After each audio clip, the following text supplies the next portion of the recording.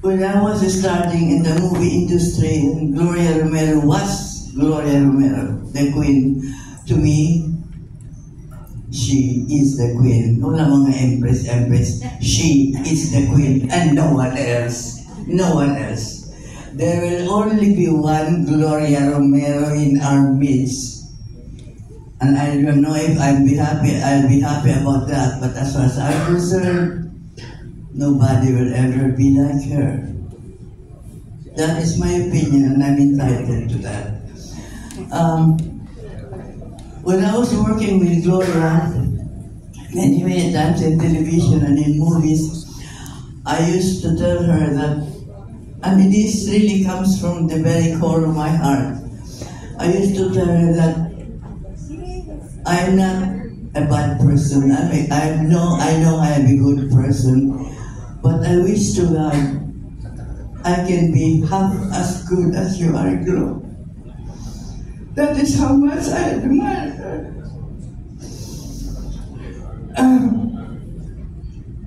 Gloria Romero,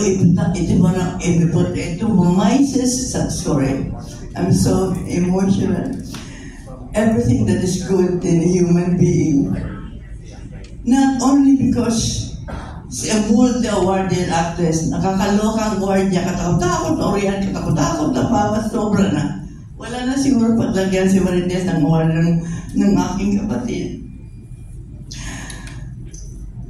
But aside from that, when I was starting in the movies, I'm so sorry to tell you this, but ang tingin ng mga tao sa mga artista, medyo hindi masyadong mataas. Artista lang yan, pero ganun. And here comes this woman, started from low to up until really became a queen.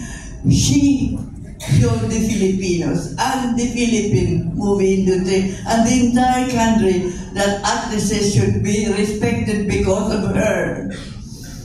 Pinakita niya sa atin na ang artista hindi basta tao.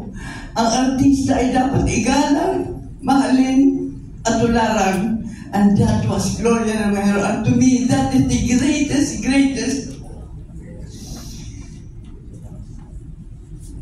gift that she has given us, the movie people. Pinakilala niya sa buong Pilipinas na dapat tayo galang.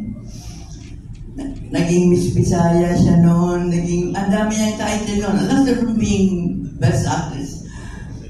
Pinakita niya sa society, kuno, na kami mga artista, pare-pare tayo lahat. Nagkakasala, nagkakamali. Pero pare-pareho ang tingin sa atin ng Diyos. And she brought that to the society of this country. Siya ang unang nagdala para igalang tayong lahat, si Miss Gloria Romero. And to me, that is the reason why I look up at her. Not because she's an actress, because there's so many good actresses. She's one of the best. But because she brought respect to this industry.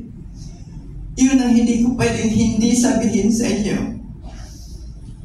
She brought respect and love and courage, and most of all, how to behave when people look at you. How to behave when you have a name. When you have won awards, you have a lot of money and everything, but how to behave, how to accept all this. She showed us that. She didn't tell us, hey, do this, do that. No. Her very presence showed us that she is Gloria Romero, a top movie actress, a queen, and highly, highly respected as a human being. So my friends, tayo na nakakilala sa kanya, kami ang nakasama namin sa pelikula. Napakalaking karangalan sa amin makilala siya, makita siya, tularan siya. Yan ang gusto kong sabihin sa inyo. Tularan natin siya. Naiintindihan ako ng mga taong nakasama niya, pero yung mga bago sa pelikula, sana, tularan niyo siya. Hindi lang sa pag-aarte, hindi lang sa kayamanan, hindi lang sa kasikatan, kundi how to behave like a human being, respected, loved, and honored by this country. Sana ganun. Mga baguhan, sana magkaroon ng isa. Masikalati lang ng Gloria Romero. And so, my dear sister, Godspeed.